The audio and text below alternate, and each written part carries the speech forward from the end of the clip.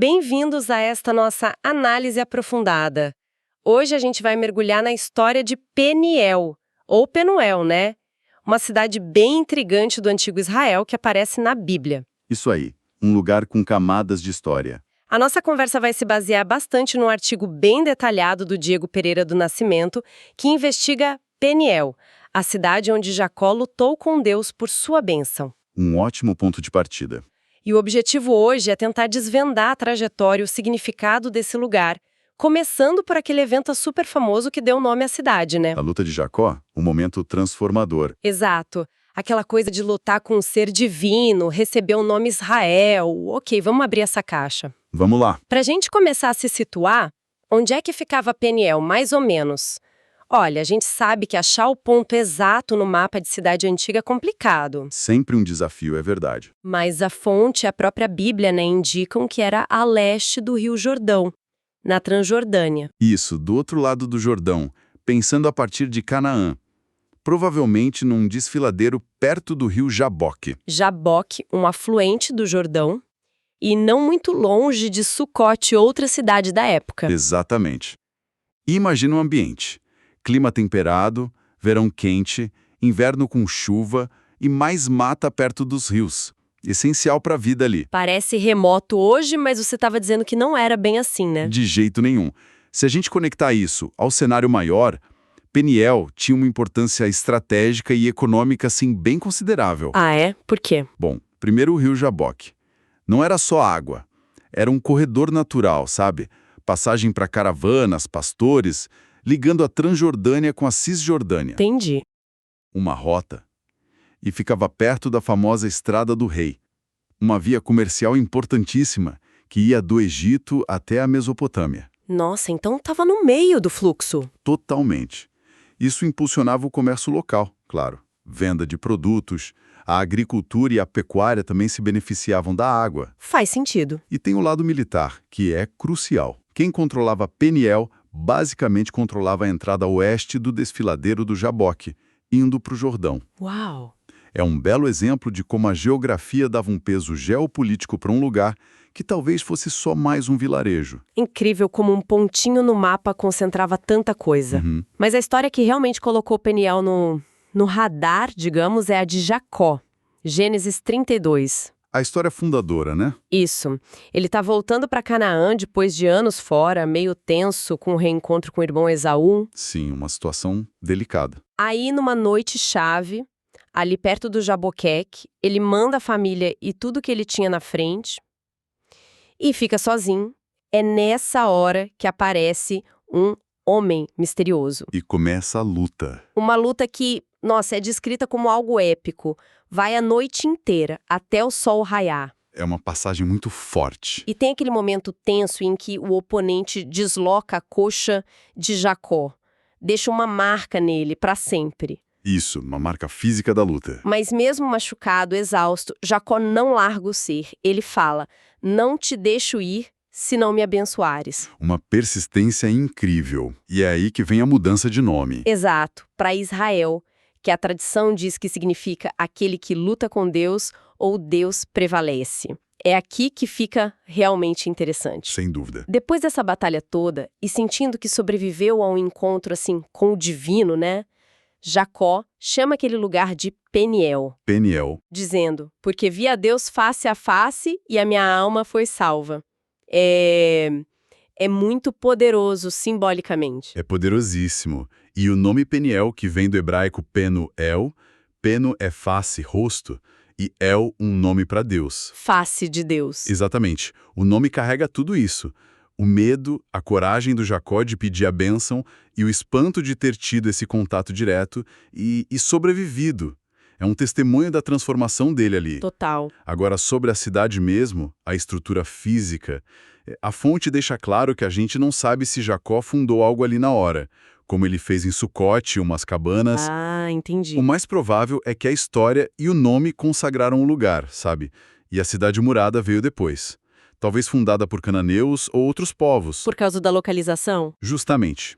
A posição estratégica que a gente falou. Água, rota de passagem, ponto fácil de defender. Com o tempo, devem ter surgido muralhas, casas, estábulos, aproveitando o movimento. Então, a história deu o nome e o significado. E a geografia deu a viabilidade para a cidade existir. Entendi. O lugar ganha um nome sagrado, mas a história dele como cidade comum, digamos, começa depois. E aí, quando a região entra na área de influência de Israel, Peniel não está na lista das cidades conquistadas por Josué, né? Correto. Não tem menção direta no livro de Josué.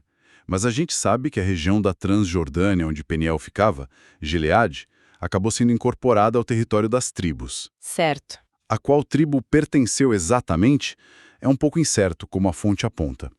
Pela geografia, o mais provável é Gade, que recebeu terras por ali. Ou talvez Manassés. Alguns estudiosos levantam essa possibilidade. Manassés também tinha terras na Transjordânia. Mas o ponto principal é, sob controle israelita, a função estratégica de Peniel foi reforçada. Virou um posto avançado. Provavelmente fortificado, sim. Para defender as terras de Israel contra ataques do leste, né? Amonitas, midianitas, eram ameaças constantes naquela fronteira. Então o lugar da face de Deus vira um forte militar. Que virada! Uma transformação e tanto. E essa função militar leva a gente para outro episódio tenso na história de Peniel, lá no período dos Juízes, com Gideão. Juízes capítulo 8. Ah, sim. Uma história bem dura. Gideão, depois daquela vitória incrível sobre os midianitas com os 300 homens dele, está perseguindo os reis inimigos que sobraram, Zeba e Zalmuna. Que fugiram para o leste, né? Justamente pela área de Peniel. Isso.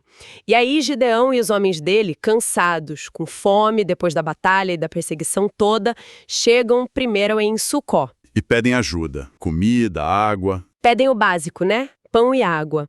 Mas os líderes de Sucote recusam, de um jeito meio desdenhoso. Falam que só ajudam se Gideão já tivesse capturado os reis. Uma aposta arriscada deles, né? Pois é. Aí Gideão segue para Peniel. Faz o mesmo pedido. E a resposta? A mesma. Recusa total. Talvez por medo dos midianitas se Gideão falhasse. E Gideão não deixa barato. De jeito nenhum. Ele jura vingança contra as duas cidades assim que ele terminasse a missão dele. E ele não estava brincando mesmo. Depois que ele captura e executa Zeba e Zalmuna, ele volta pelo mesmo caminho. E aí? Em Sucote, ele pune os líderes de forma brutal com espinhos do deserto. E em Peniel, a Bíblia diz que ele matou os homens da cidade e derrubou a sua torre. Nossa, que violência! Mostra a dureza da época, né? E levanta aquela questão das alianças, da lealdade no período antes dos reis. Recusar a ajuda de Gideão, que lutava contra o inimigo comum, foi visto como traição. E a retaliação foi terrível. Implacável. A torre destruída também sugere que Peniel já era fortificada, como a gente esperaria pela posição dela. Faz sentido. Uma história bem pesada mesmo. Avançando um pouco no tempo, Peniel volta a aparecer num outro contexto, já na época da monarquia dividida. Isso depois da morte de Salomão, quando o reino se divide. Jeroboão I vira o primeiro rei do Reino do Norte, Israel. Ele estabelece a capital em Siquém. E aí Peniel entra de novo na história. 1 Reis, capítulo 12. O texto diz que Jeroboão edificou Siquém e saiu dali, e edificou a Penuel. O que significa esse edificou Penuel? Ele construiu de novo. Fortificou, provavelmente fortificou ou reforçou as fortificações existentes. Jeroboão percebeu de novo o valor estratégico de Peniel. Ah, claro. Ao fortalecer Peniel, ele criava um segundo centro de poder ou, mais provavelmente, um ponto de defesa-chave na Transjordânia. Siquém ficava a oeste do Jordão, Peniel a leste. Entendi. Controlar os dois lados. Exato. Ajudava a controlar as tribos da Transjordânia, defender as rotas para o coração do reino dele e talvez até servir de refúgio se precisasse. Foi um movimento político e militar bem esperto para consolidar o reino novo. Faz todo sentido, mas essa importância toda parece que não durou muito, né? Não mesmo. A política da época era muito instável. O filho de Jeroboão, Nadab, reinou pouco tempo. Foi assassinado por Baasa, que tomou o trono. Outra reviravolta. E Baasa, lá em 1 Reis 15, muda a capital. Tira de Siquém e leva para Tirza. Com isso, a importância de Peniel como segunda cidade ou ponto estratégico diminuiu bastante. Ah. A Bíblia não conta o que aconteceu com Peniel depois disso. Mas o que é fascinante é pensar nas consequências, né? Com o foco político e militar indo para Tirza, mais ao norte e oeste, Peniel provavelmente perdeu status, perdeu investimento real. Começou a decair. Pode ser o início de um declínio lento, mas constante. É um lembrete de como a sorte de uma cidade podia virar rápido com a política, mesmo um lugar com nome e história tão fortes. E realmente, depois dessa menção em um reis, Peniel some da Bíblia. O que a fonte diz sobre o fim dela? O que aconteceu? O silêncio bíblico geralmente não é bom sinal para uma cidade. Sugere perda de relevância ou, pior, destruição. Imagino. A fonte sugere que o declínio de Peniel foi acelerado pela situação geral do Reino do Norte. Foi uma época de muita instabilidade política interna, golpes, guerras constantes com vizinhos como os sírios. Os arameus, né? Isso, os arameus. E, finalmente, a ameaça crescente do Império Assírio. Cidades de fronteira como Peniel eram as primeiras a sofrer. Com certeza, invasões, saques. Exato. A insegurança deve ter feito muita gente ir embora para lugares mais seguros, a infraestrutura deve ter caído aos pedaços por falta de manutenção. Triste fim. E o golpe final, tudo indica, veio com as campanhas assírias que varreram a região. O Império Assírio começou a dominar Israel em meados do século 8 a.C. E culminou com a queda de Samaria, a capital. Por volta de 722, 720 a.C. E as campanhas na Transjordânia aconteceram nessa mesma época, talvez um pouco antes, lá por 730 a.C. E os assírios eram conhecidos pela brutalidade. E pela deportação em massa. Eles levavam as populações conquistadas para outras partes do império para quebrar a resistência. É quase certo que Peniel foi uma das muitas cidades destruídas nisso. E os habitantes levados embora. Os sobreviventes, sim, exilados para a Mesopotâmia, para outros lugares distantes. Quando os babilônios chegaram depois e conquistaram Judá, o Reino do Sul, Peniel provavelmente já era só ruína esquecida. Que história! E isso nos leva direto para a arqueologia. O que as escavações mostram hoje? A fonte fala de um lugar chamado Tulu ad-Zahab. Seria Peniel?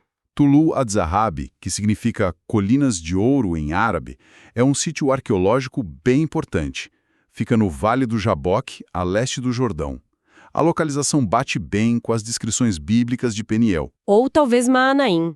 Tem um debate, né? Existe um debate se seria Peniel ou a vizinha Maanaim. Mas o importante é o que acharam lá.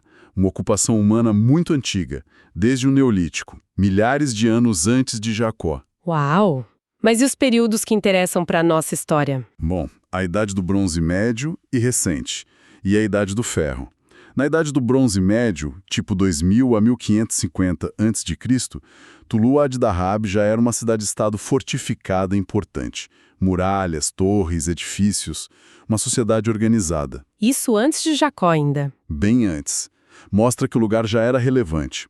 Na Idade do Bronze Recente, mais ou menos a época da conquista israelita, a cidade continuou sendo um centro importante. O que acharam dessa época? Restos de um templo, talvez dedicado a El, o deus supremo cananeu, e uma estela, uma pedra com inscrição que menciona um rei de Maanai. Interessante. E a Idade do Ferro, o tempo dos juízes, dos reis de Israel? Aí a conexão com a Bíblia fica mais direta. Acharam fortificações desse período, muralhas, talvez uma torre, o que combina com a torre de Peniel que Gideão derrubou e com a fortificação de Jeroboão. Faz sentido. E tem um achado-chave, uma inscrição em aramaico do século IX a.C., tempo dos reis de Israel, que parece falar da conquista assíria de Maanaim. Se o sítio for Peniel ou Maanaim, isso confirma a presença assíria. E a destruição final? Mais importante ainda, tem evidência clara de destruição violenta lá por 730 a 720 a.C. Bate certinho com o período das campanhas assírias na Transjordânia que acabaram com o Reino do Norte. Então a arqueologia meio que... confirma e ilumina. Essas descobertas são valiosas. Dão um vislumbre da vida, da religião, da política, das guerras no Antigo Oriente Médio. A arqueologia faz as pedras falarem. É incrível como essas peças se encaixam ou, às vezes, complicam a história que a gente conhece.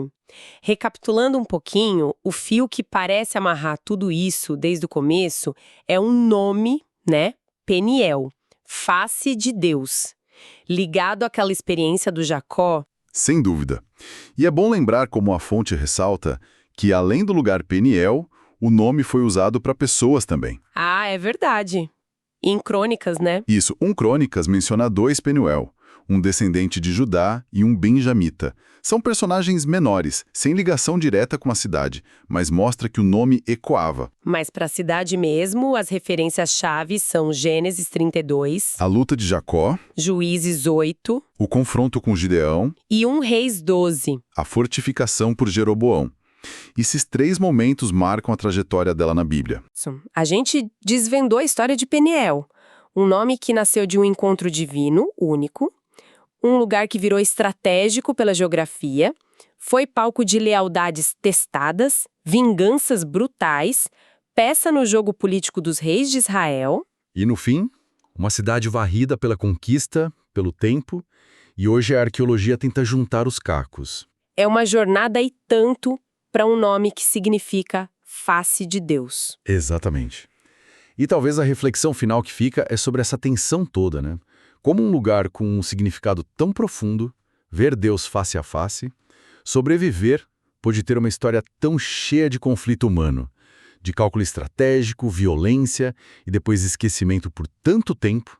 É uma boa pergunta. Ou, olhando por outro lado, talvez seja essa a natureza dos lugares marcantes. Eles viram palcos onde o sagrado e o profano, o divino e o muito humano se encontram, se chocam e deixam suas marcas, suas camadas. Faz pensar. Fica a pergunta para quem nos ouve pensar junto.